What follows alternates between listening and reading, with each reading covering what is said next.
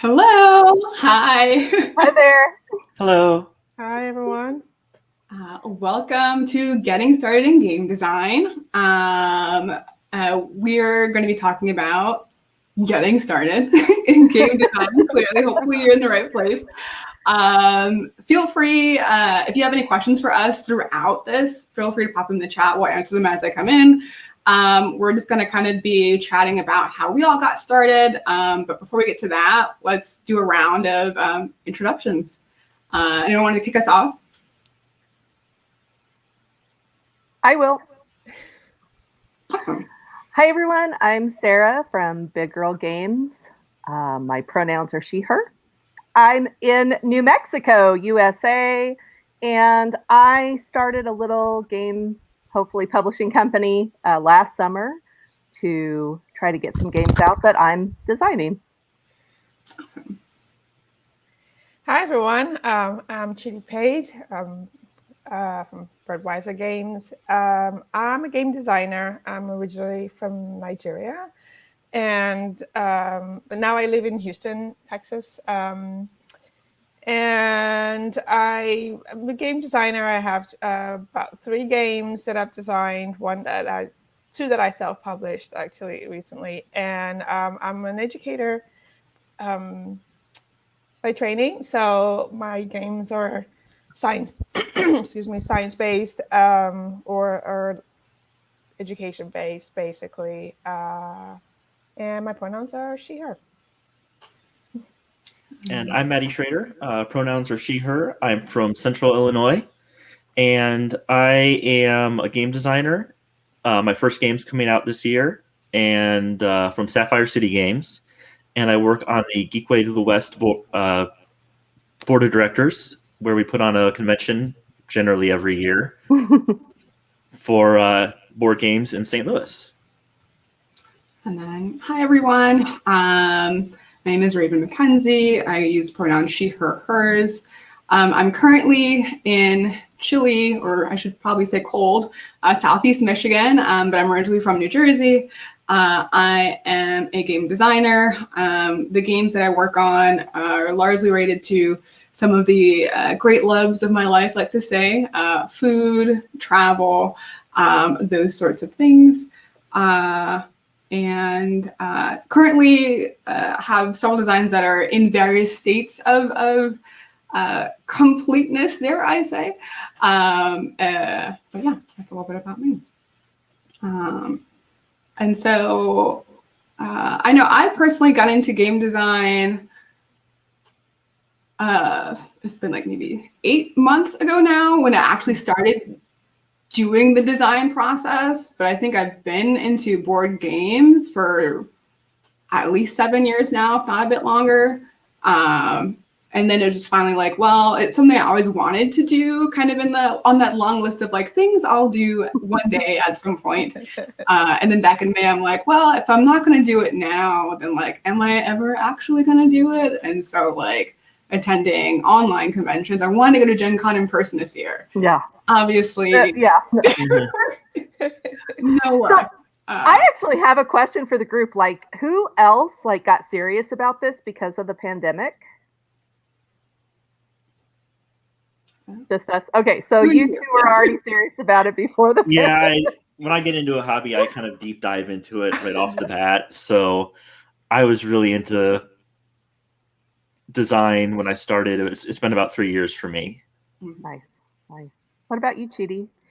I kind of stumbled into it, to be honest with you.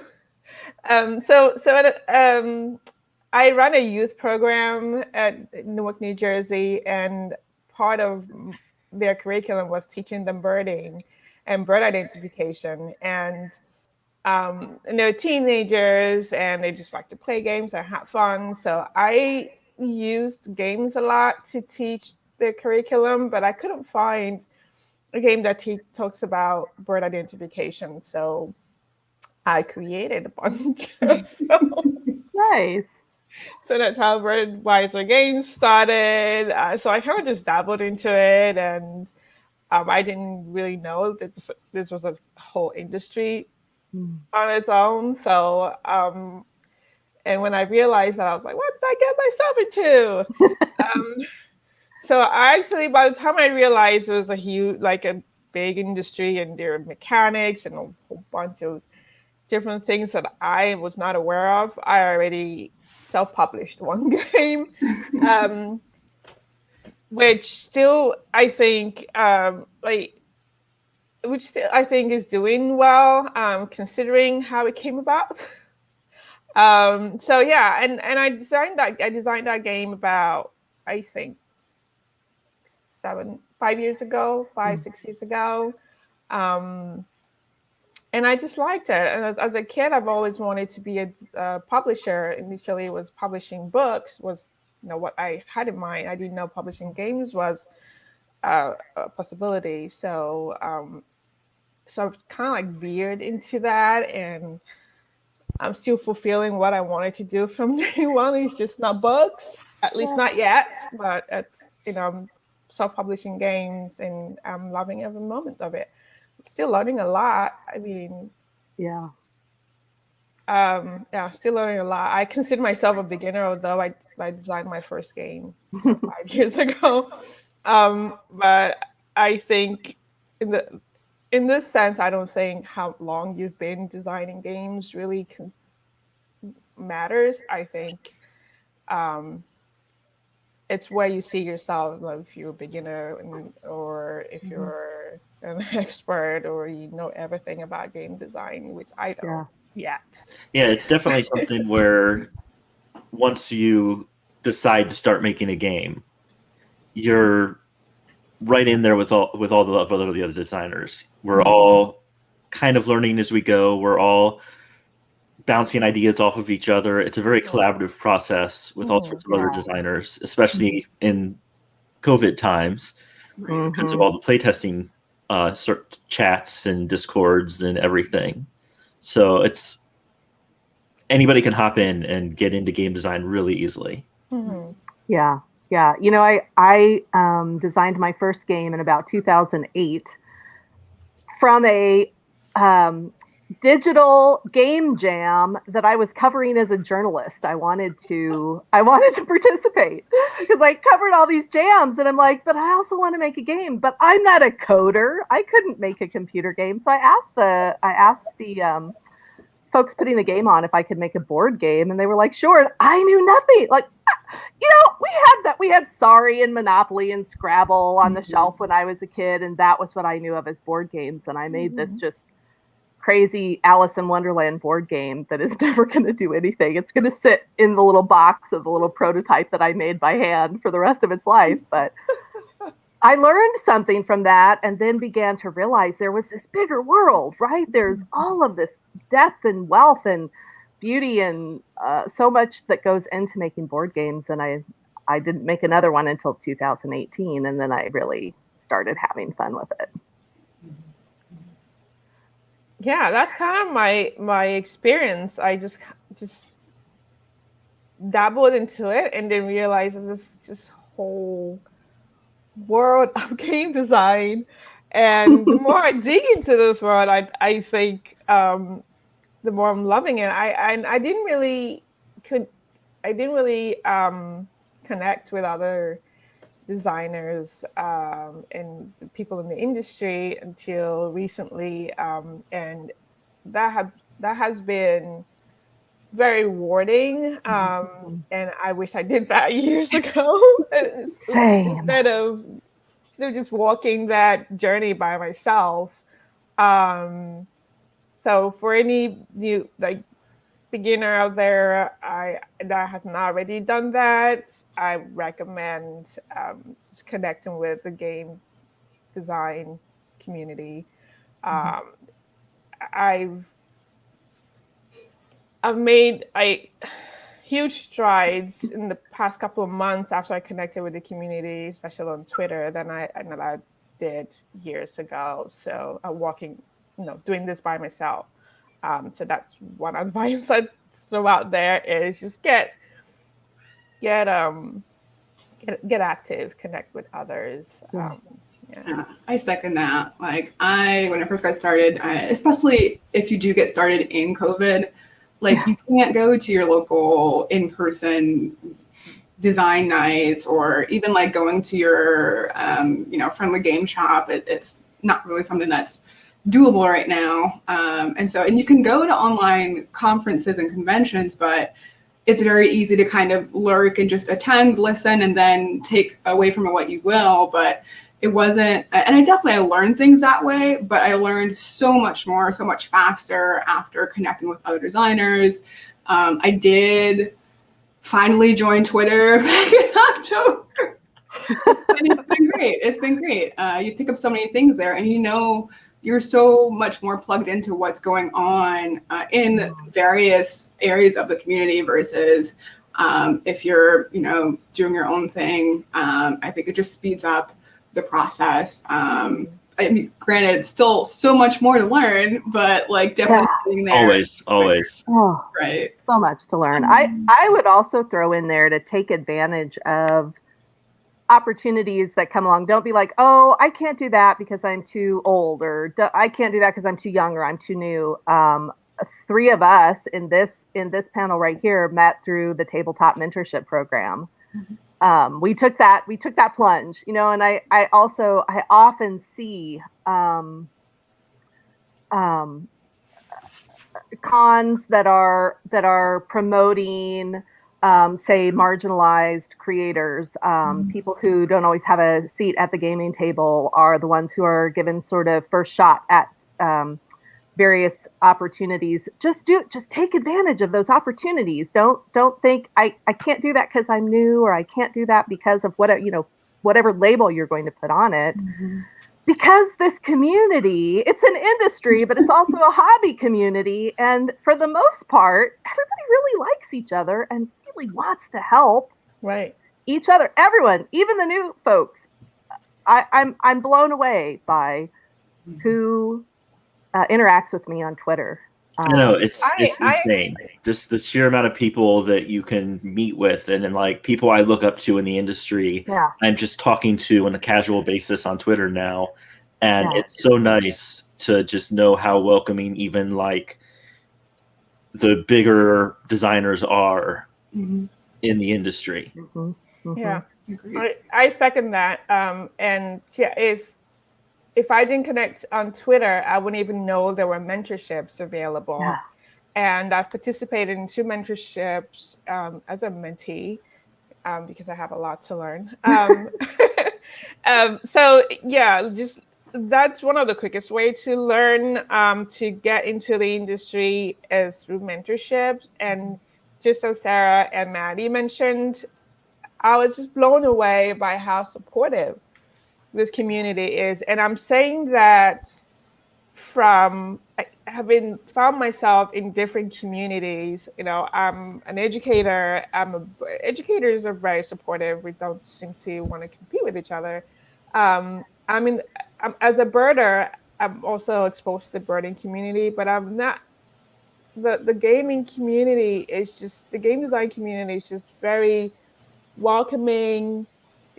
I didn't like there was no feel like there's no feeling like you're competing with each other, and everyone is just open to helping, and I'm just blown away by that. Like people that are established in the industry, that are literally celebrities in the industry, just reaching out to you, like. I couldn't believe it. I couldn't believe Elizabeth Hargrave playtested my game, and showing support even before playtesting my game, just like reaching out, showing support in all kinds of ways. And that's just something that I've not seen in any other community, to be honest with you.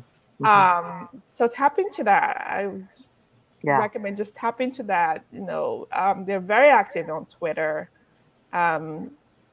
So just reach out. They're open to helping. No one feels like they're competing with each other. We got a question in chat. That's one of the most memorable interactions you've had in the hobby community. And for me, probably my second or third Geekway to the West. I had just played Euphoria by Stonemaier Games and Viticulture by Stonemaier Games, and immediately went to the miniature market table and bought the copies of the games, and I'm just over the moon with how much I love those two games. And I'm talking about it, and one of my the people I'm playing with is just like, "Oh, well, Jamie Stegmaier's just right behind you." And I'm like, so I met Jamie, and he signed the games for me, and he's just a really cool guy that just he's just another designer. He's just another person, nothing special. And we talked. He talked to me a little bit about the design, and it was fun. Yeah. On a very similar note, although it is virtual, but still just like the surprise at, I was talking to Elizabeth Hargrave via the IGDN diversity sponsorship program. We were able to meet. And we were chatting about making cards, and she told me about Nandeck, and I'm like, oh, my life has now gotten so much easier because I've been doing all my cards by hand, but never having seen it before. I was like, okay, how does this work? She's like, oh, there are guides online, but if you want to send me your kind of what you're working on, I can kind of give you an idea of how it would work. And so I sent it to her thinking that she would just send me an example of like what she's done before, and like I can use it as a guide to use it later on. And she literally popped my stuff into the database, made some cards, and it's like, here, this can get you started. I'm like, you actually took time to like put my cards in there and make it into a real thing to like help me out that way. And it just blew me away that, because especially she and so many other designers who are big names in the industry, you kind of like, they're up there, they're amazing, but they've done some great things. So yes, but they're also people, and they're so nice and welcoming, and have been so helpful. And it's just nice to kind of have that moment. Yeah, Nandeck, it's a lot. Yeah, that's one of the things I need to learn is Nandeck. Yeah, same. You can't just like, I'm gonna play test the game with 64 cards tomorrow. Let me pop them in there tonight. Like, probably not. But yeah. Someone says Nandeck frightens me. That's hilarious. I've never even explored Nandeck. I didn't either. When I was getting ready for my playtest, I was trying to figure out how to do that and port over my cards on Tabletop Simulator, and I'm not, that's what that like. Don't get me started in Tabletop Simulator. But so I used Component Studio, and I didn't know how to use it. And another game designer popped in and said, I'll walk you through it. Spent almost 2 hours walking me through it. And that's how I got my game up. But one of my most memorable interaction in the hobby was also playtesting my game and on Tabletop Simulator. And that was the first time actually that was the second time I playtested first with my mentor to get like comfortable a little bit and familiar with it. And the second one was with experienced game designers in the industry. So I had Eric Lang, Omari, and Elizabeth Hargrave all play testing my game, and it was a nerve-wracking experience. Every time we're in a playtest night, I have to go to Board Game Geek and Google the players that are joining my playtest, and they're always like, they're bigger designers than me. I'm not a huge. I have one game that hasn't come out yet, so I mean, I don't want to say I'm nothing in the industry, but comparatively, it's and that's the great thing about this industry is anybody can get in and just design games. And even if your goal isn't to get published, even if your goal isn't to, if it's just to have fun and have a game to play, then there's a place for you in the hobby. Exactly. Yeah. I think it was more memorable for me because of just experience of how supportive they were. Thank you, Pete. Because I was just it was a nerve-wracking experience, to be honest with you, initially. But as we got into it, it was just people, like you said, it's people being supportive, and then my computer crashed, and then I had to restart it again. So yeah, that was really, really memorable. I don't know that I have a really great story like that. Because it's such a integrated community that I feel like I've had really interesting conversations with a lot of people that I admire, and I'm like in my house telling my roommate, I'm talking that, whoever it is, and she doesn't know, but I'm excited about it. But I think one of the things that really stuck out to me was I've been working on this little roll and write dice drafting game because I kept being told my big game that I designed during grad school was too big to start with. So I'm trying to start with a smaller game. I don't know if that's good advice or not, but that's the advice I got. And I have promoted the new game quite a lot on Twitter, trying to get it play testing. But of course, I have not been able to get to like the higher level of play testing just because of all the stuff going on with life, pandemic and elderly parents and that type of thing. And I just made a little comment about it about a month and a half ago. And one of the Spiel accounts, and I'm not sure which but it's one that has like an online con like this, was like, hey, as soon as you get it up, let us know because we want to put it in our con. And I was like, oh, you don't even know me. That's awesome. Yay. I think it's just because it's a roll and write, and that's what the con was going to be for. I don't know if it's already happened because I have lost track of time. What is time? Time doesn't mean anything anymore. It doesn't. So I may have lost my opportunity. But I mean, the fact that they just like reached out to this unknown designer and publisher and said, hey, keep us in mind. That was so good. And that's just how it is. That's just how it goes. That right? Like it feels like this is our experience that we've all kind of had. Yeah. We got another question. When you are first forming a game design, what aspect do you typically focus on? Mechanics, audience, theme? I know I definitely start with theme. I'm big on like, where are we? What's going on? What's happening? And then I try to work back, okay, well, how does this work? Figure out the mechanics to make it do what I'd like it to do.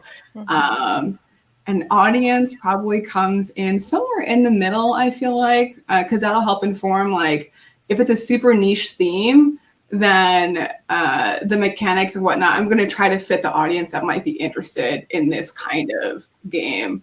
There's no sense making it like a super complicated, well, I'll leave it at that. But sometimes you don't want it to be too far one from the other. So what about you guys? For me, it really depends on the game I'm working on. I only have 2 designs right now. The first one I designed came with the idea I wanted a game about losing. And I didn't want it to just be winning with a lower number. I wanted a game actually about the feel of losing. Wow. And I don't know if I succeeded in doing that with this design, but see, my cat is being nuts. Kidding. It's fine. But it really just kind of started with that idea in the back of my head of what would a game about losing look like. And eventually that came into the idea of a game that's getting published this year. Nice. And that's Heck and Hounds right here. But my second game, me and a friend were just talking about theme, and we're like, there's no hacking games, like real world, like science-y hacking games for computer science out there.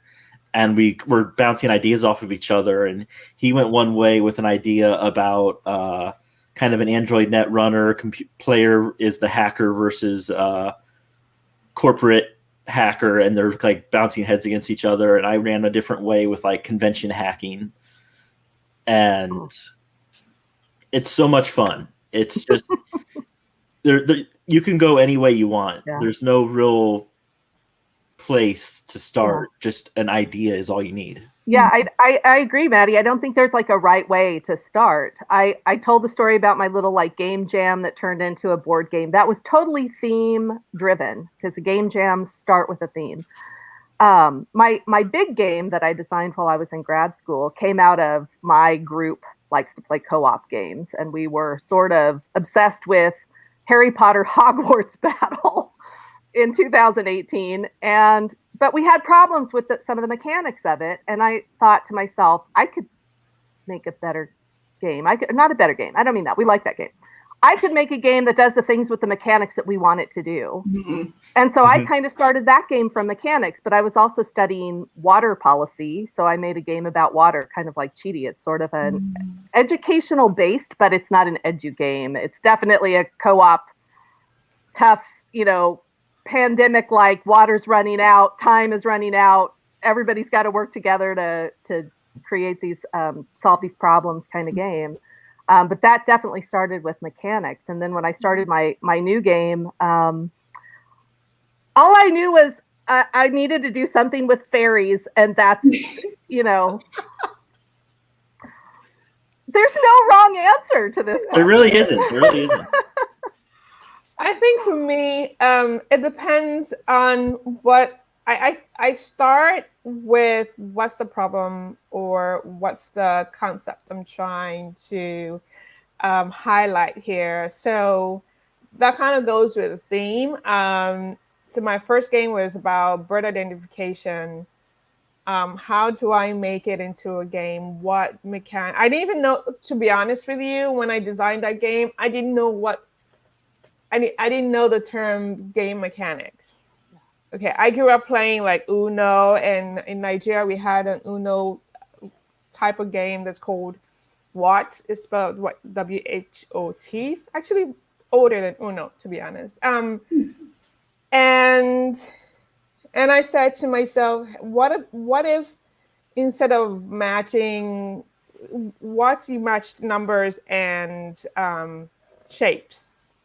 What if instead of matching that, matching the bird identification features? And that's how my first card game came to be. So I started with, what is the problem? What is the concept I'm trying to I'm trying to teach my students, and then design a game around that.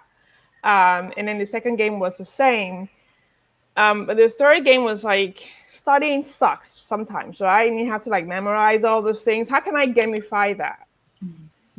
So that's usually how I go, and then I think about it, and then eventually I just think, okay, who's this actually for? Yeah, it sounds like you actually start with audience in a way. Yeah, exactly. So I started with, okay, this sounds like it's for students. It's from a certain age to a certain age, and to be honest, all three of my games are family-based and student-related. Story of my life. That's just, I love being an educator, and so it just shows in all my games, and so I tackle it like a lesson plan, to be honest. What do I want to teach, and how do I go about making it fun? That's the key. How do you make it fun? The $1 million question. Yep. You got another question. Was there a specific game you remember sparking your interest in the hobby? For me, it was What. It's a Nigerian version. It's the national game in Nigeria. I don't know. Everybody grew up playing that. But it's very similar to Uno. So for me, that was, I don't know, I guess it's a nostalgia thing. Moving to the United States, I still have my What. I bought a copy. And so that was my go-to for my first game, because those mechanics, I didn't know was a thing at the time, but it was an in for me for my first game. And so yeah, that would be it. And even my second one, which is about bird migration, was also the Spark game was Ludo. It's similar to, if you're familiar with Ludo, it's similar to Sorry, kind of. And so I start with games that are familiar to me, that I feel nostalgic and connected to, and then design my concept around it.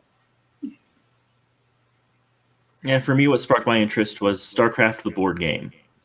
Oh, wow. I picked up a copy from a game store that was closing, and it just looked awesome. And then I didn't play it for a couple of years because it was too big and too scary to like actually like. I looked at the rule book and it was just massive for what I thought at the time. And then a friend of mine was over and he saw the box and was like, "Hey, we got to play this." So he took the rules home. He learned how to play, and then the next weekend we played it, and the rest is history. Yeah. Well, I always feel a little embarrassed to say, you know, my entry into the whole board gaming hobby was Sorry, because people really pan Sorry, but that's what my family played. We played Scrabble, we played Monopoly and Memory and Cribbage. You know, like I love the fact that the entire set of rules for the game of Sorry is printed on the inside of the cover. Mm-hmm. And I aspire for my rules to not be 24 pages long, but they are. Yep.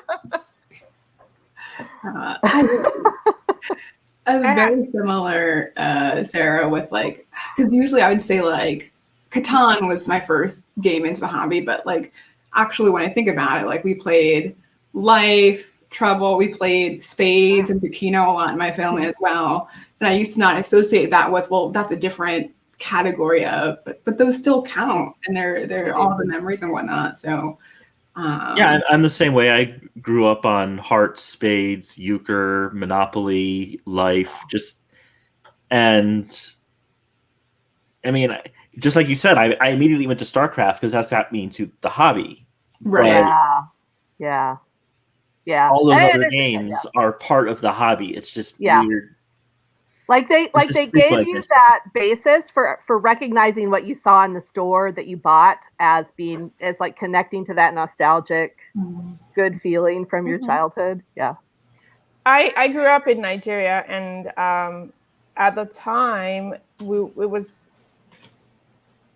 the games that were available is limited. You had what? You had Ludo, you had Snakes and Ladders. So those are the three games that you were exposed to. And then if you're lucky and can afford it, you have Scrabble and Monopoly. And that was pretty much all the games that I was exposed to growing up. And then when I moved to the United States, I wasn't exposed to even more games because I just didn't know they existed, to be honest with you. Not until I started designing games and getting familiar with the game industry that I was like, oh my gosh, there's Catan, there's Pandemic, there's all this, like, tons of games that it was just mind blowing. But yeah, just like all of you, it's just I was limited to quite a number of games at the time. Not limited, but I am limited, but maybe. I was limited, but those games really, it goes back to what I was exposed to as a child, and what I enjoyed playing, and the nostalgia of it all. It's just, yeah. We got another question. Do you have a preference between cooperative and competitive when designing? That's a tough question, I feel like. That is a tough question. I've done both. I would love for my company to be known for cooperative games, but I don't think that's going to be super realistic because I now have one that's very cooperative and one that's kind of it's not a mean game. It's not a get you game, but it's pretty competitive.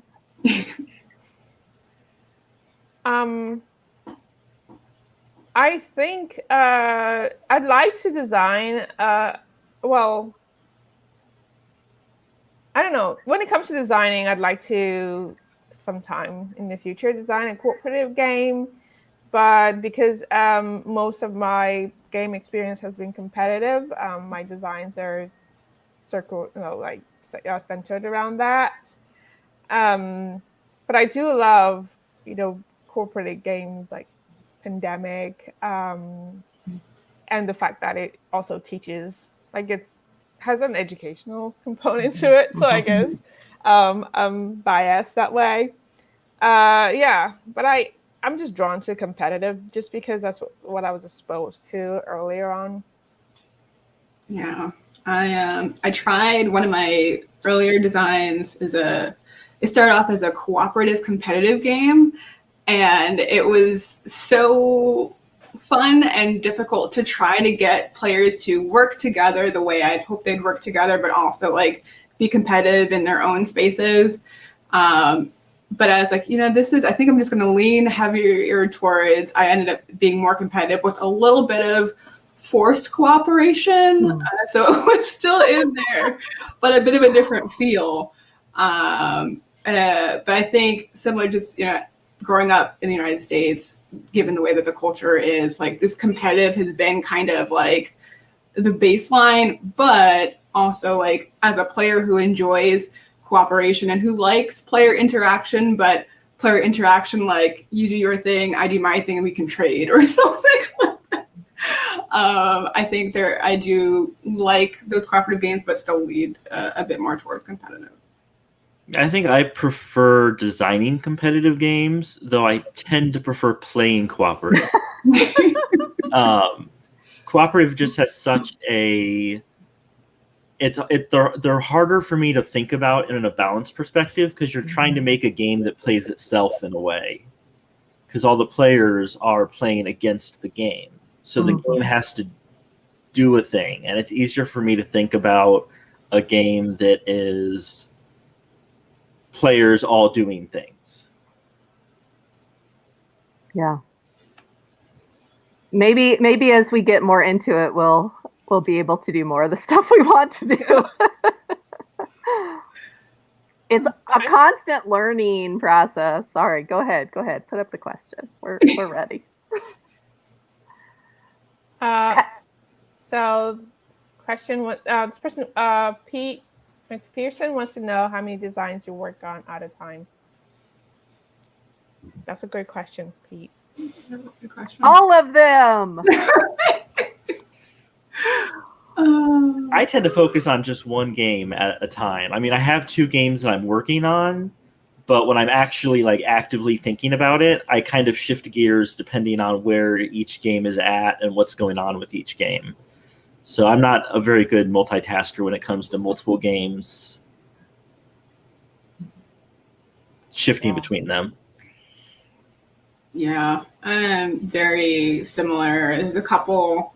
I have 2 semi-active and 1 like very active. The other one that like I wanted to work more on. It's just like, but I have so many things I want to do in the first game. Like I'll get to it, but just not right now, essentially. And I think it also depends. Like in my day job, I work 4 days a week, 10 hours a day, and then I have a 3-day weekend. And so it helps me to devote a weekday towards game design. The other days in the evenings, like I'm tired. I don't have the mental energy to focus on. I do some nights, but I'm just, limited amount of time and still wanting to be social and do other things. I find that with the time that I have, I can make more progress if I focus on one game than if I try to get a little bit done in all of my games. And I think my response comes from owning an advertising agency for more than 20 years. I always had multiple clients going at once, and so I think that's why I also have ADHD. I don't know. I have not been diagnosed, but I think that's why I have my big design that I'm constantly tweaking. I've got this one I'm trying to get into play testing this weekend, so some of you can play it. It's called Dinopharia if you're looking for something during open play testing, maybe tomorrow. And then I'm constantly working on other things. I'm doing layout for a Benny Sperling game. I'm working with another designer in Canada on a game. We occasionally talk about it. And then I'm always trying to come up with a new little free game to put on my website, and so I do kind of jump from one to another. But I also find that because of that experience owning an ad agency, I kind of treat each game like a client, And I go, okay, I'm in the mood for Diamonds for Water today. I'm going to work on that one for a little bit. Or, oh, I told Benny I'd get this layout done. I got to work on that one for a little bit. So yeah, I work on a ton at once. Yeah, it's the same for me. My daughter is trying to crash this party. So yeah, it's the same for me, really. I have multiple games going at the same time, so I just I tend to, depending on where they are and what the demands are, I simultaneously work on each of them. So hopefully that answers the question. Yeah, I work on a bunch of different ones, depending on where they are and what's needed and what needs to be done at any particular time. So yeah. Mhm. Yep. Yeah, this is a good one. Tesseract wanting to know, how do you break out of creative block or engage your creativity in a crunch? I don't. And by that I mean I don't really crunch so much. I find that if I get stuck, I just sit on it for a little while and let my brain kind of reset and think about it, and then I'll have a long drive to work or a long drive to see family, and I'll just be thinking while I'm driving, and it'll just a new idea will just kind of come through that brainstorming of thinking in the back of my mind. Mm-hmm. Mm-hmm. I also do lots of other creative things. In a non-pandemic, I do theater, I write, I read. I also, have to go to work, listen to books on audio, that type of thing. But I don't know. I also think if I'm in a crunch, a lot of times I can focus on the crunchy parts and not the creative parts. And sometimes focusing on card layout or something that isn't as creative, or number crunching for something competitive, or making sure all of the words are spelled right in the rule book helps separate my non-creative brain and my creative brain, and lets the creative part do its thing. I think for me, I take a break from it all if I feel like nothing's coming through. But I found that when I turn to the creative aspect, it just gets, I'm very creative in that sense. So I enjoy the creative aspect. So if I find myself in a block, I just turn to how's the art? How's the layout? Just focus on the creative aspect, and then more ideas will come through. And sometimes when it comes to mechanic, if I broke my game and mechanics is an issue, I turn to, I don't know if you guys are familiar with Joe Bitt's What's Your Game Plan? It's it's a deck of cards with different mechanics and different topics. And it's actually designed for developing educational games to be used in an educational setting, but it also applies to other games, really. So sometimes if I'm stuck in mechanics, I play around with those cards and just randomly draw mechanics and apply it to the concept that I want to, or the theme that I want to highlight, and see what works and what doesn't work.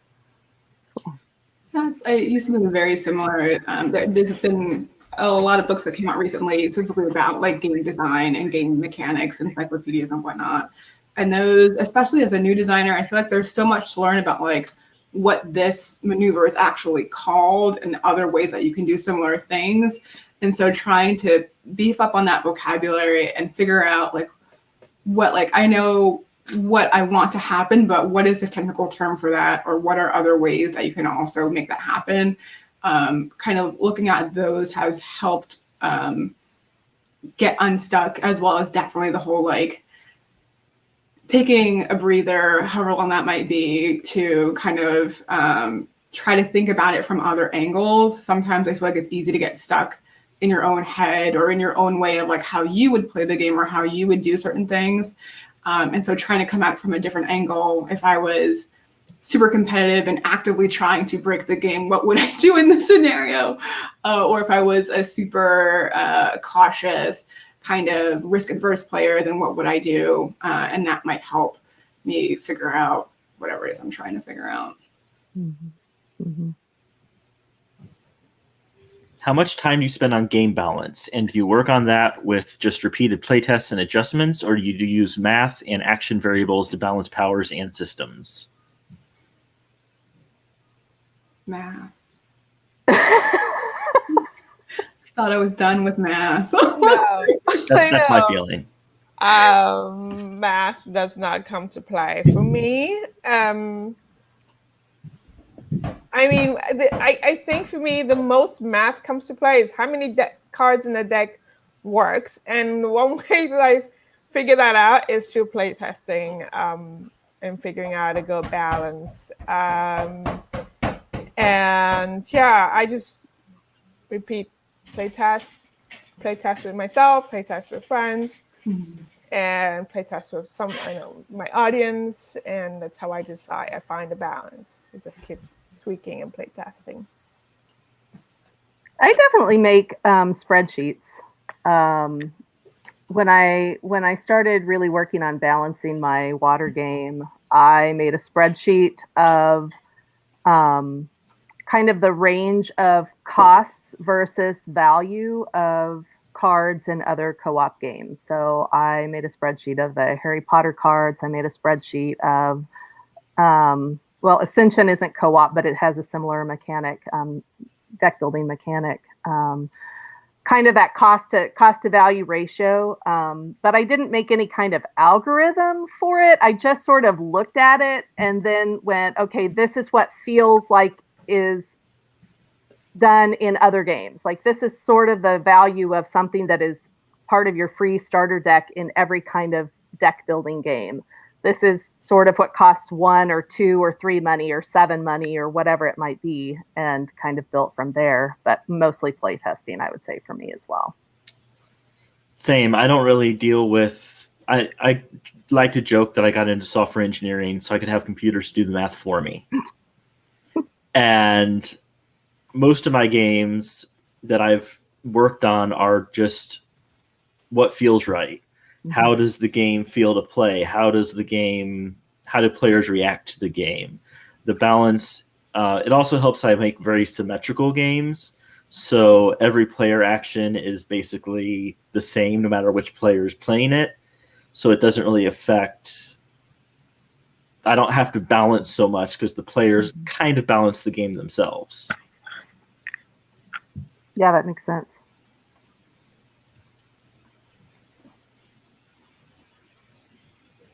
Are there any books, blogs, resources you found useful for you either creatively or to better understand mechanics? Yeah. Chidi, what was the name of the card deck that you were talking about again? Oh, I think you're muted. We can't hear you. My daughter's knocking at the door. Sorry about that. That's okay. It's called What's Your Game Plan by Joe Bitz.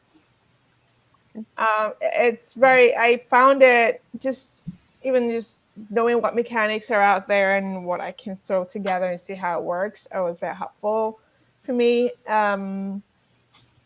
So that's definitely a go-to for me. And there's also, what is that? Cardboard Edison is a good one.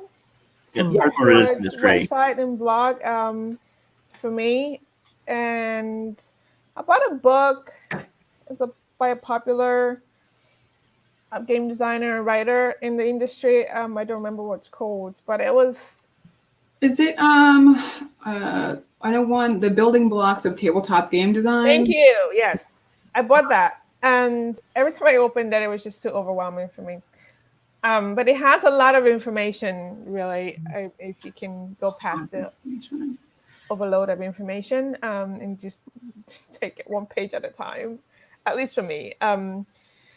That was useful, and that's very helpful too. Yeah, my resource is just playing more games. I mean, the more games you play, the more mechanics you're introduced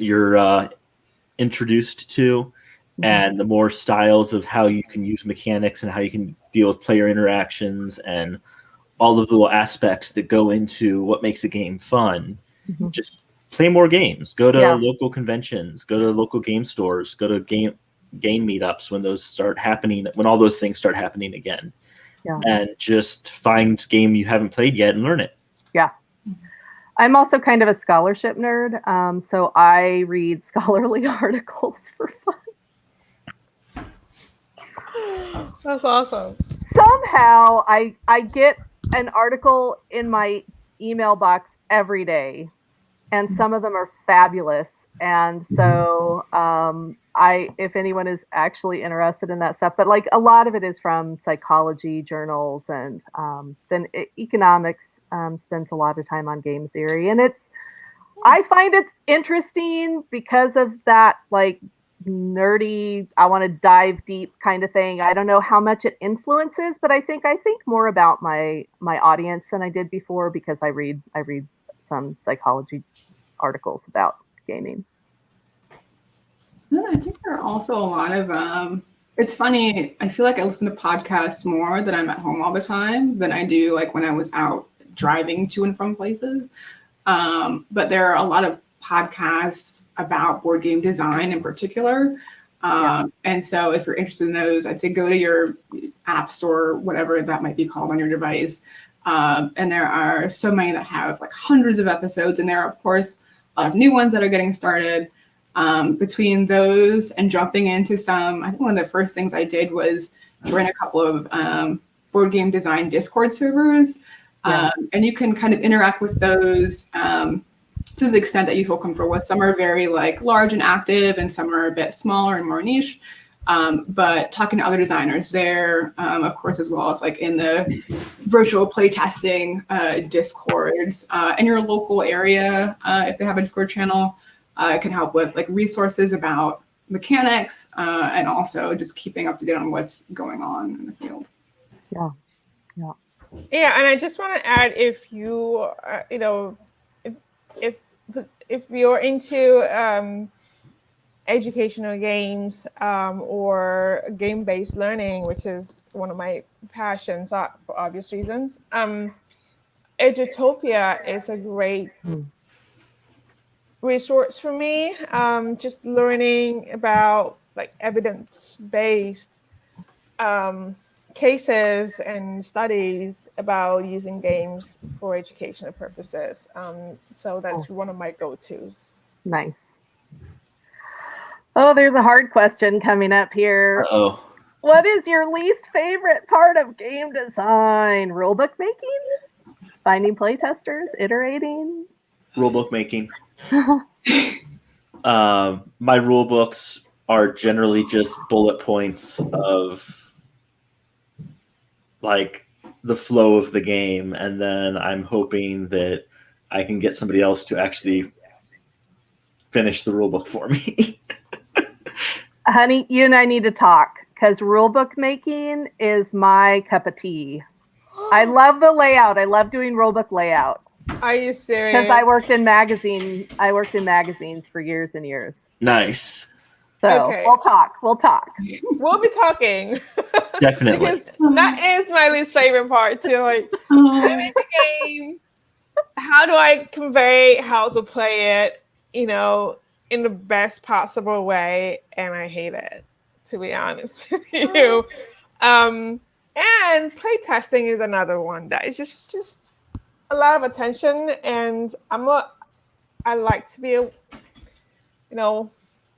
wallflower and not be, be in the spotlight. So playtesting is just, I hate it.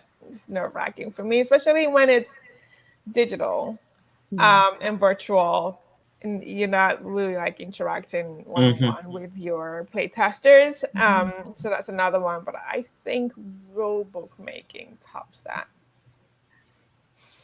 I think for me, it's the rule books. I'm fine with them. I prefer the writing part, especially. I feel like sometimes I can get it in my head and on the paper the right way, and then it might change my mechanics because of how I wrote it out or how the board is set up. But iterating in this space, having physical copies as well as a copy in TTS, and getting the physical one to where I need it to be so that I can like quickly do things with myself as I'm figuring things out, and then getting the one in TTS up to date so that I can play test it with people. It just takes a lot of time. And I'm also like, I'm going to make the switch to Affinity Studio or Suite at some point, because right now I'm just using like 3D Paint, which serves its purpose, but like is not, it's not going to produce the crispest images or text. But I'm kind of holding on because I know the time it's going to take for me to get familiar with that software is longer than it would take for me to MacGyver what I need to MacGyver for a playtest tomorrow. But I will make that jump eventually. But just the iterating can take time. And I like the comment about finishing. Does one ever truly finish? Yeah. Yeah, I think it was Chris Cieslik on Twitter posted something about he even continues to playtest and iterate on games after they've been released. Oh my gosh. Yeah, so it's like finishing a game is never finished. No. And I actually don't mind any of the things that were part of the question. I am not an artist. I struggle with the art aspect a lot because I am also poor, and it's very expensive. And if there is one thing in gaming that people are kind of not nice about, it's art. Like I don't have a problem playing a game that has uses photographs. A lot of games use photographs, and they are so panned. So I have had lots of criticism of the photography in my water game. Some of which I specifically chose photography. I chose it for a reason, and yet I've gotten probably more negative comments about that than anything else. And so art is the part that I dislike about designing games, because I am not an artist and I can't afford yet to pay like an artist to draw everything.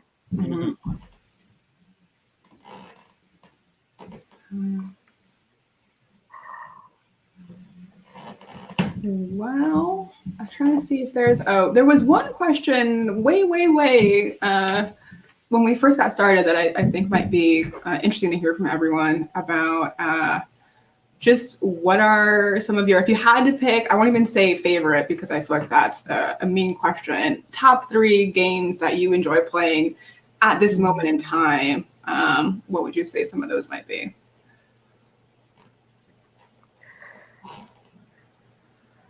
Gloomhaven.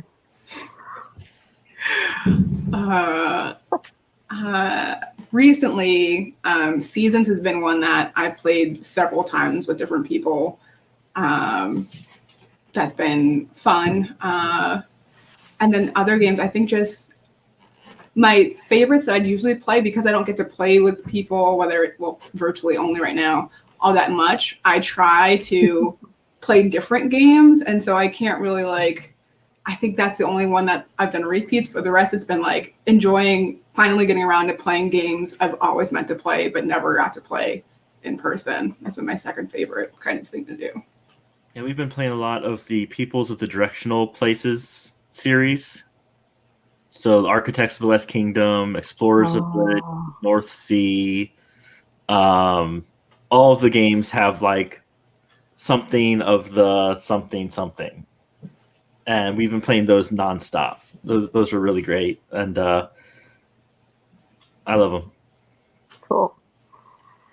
Yeah, I'm lucky I have a roommate. So we have been obsessed with Gloomhaven since we got it last summer, and then she gave me Eon's End Legacy for Christmas, which we have now played all the way through twice. Oh wow!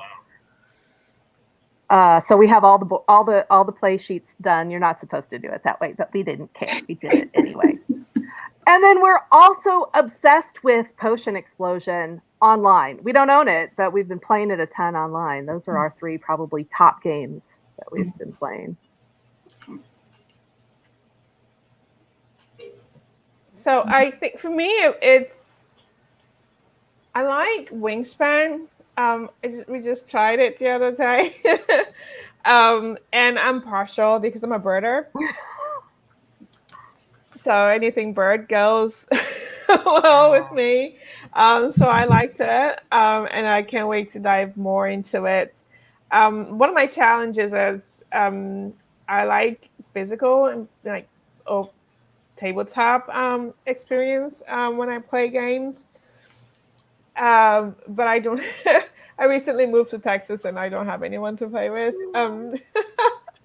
So I haven't played physically in person like I'd like to because of the pandemic and all that. But digitally, I tried play Wingspan. It has an automa, which is a one person, a single player mode, which I haven't really done yet. But I think that's one of my favorites, and I also like Pandemic.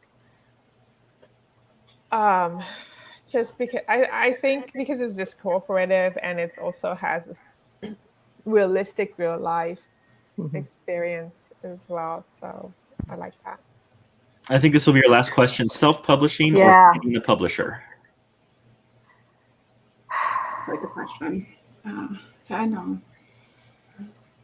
This is, I think, a great question for those of us who are so new, because I think I came into this going, I'm going to be a publisher.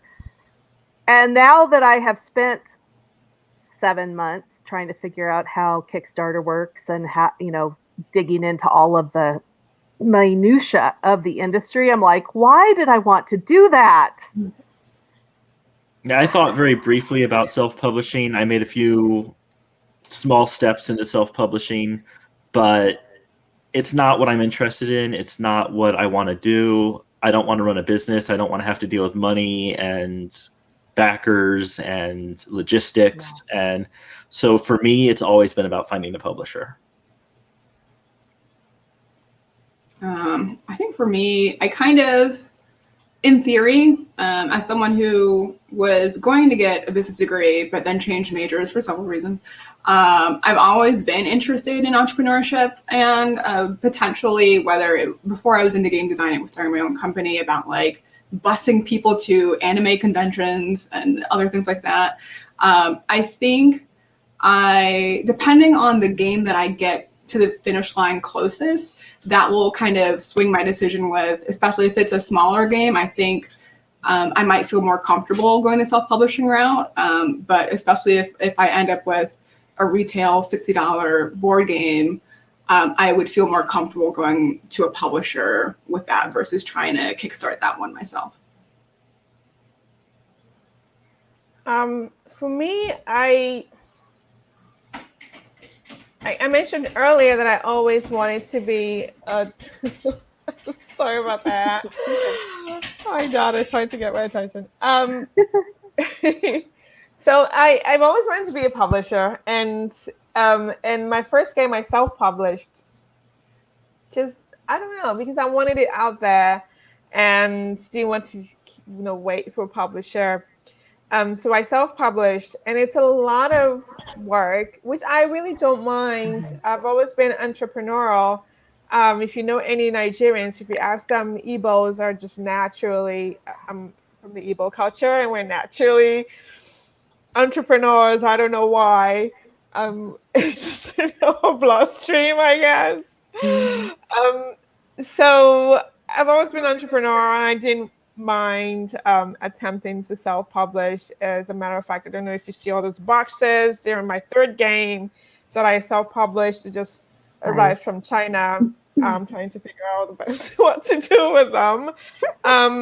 So self-publishing comes natural to me. I don't know the ins and outs of it. I'm just learning as I go.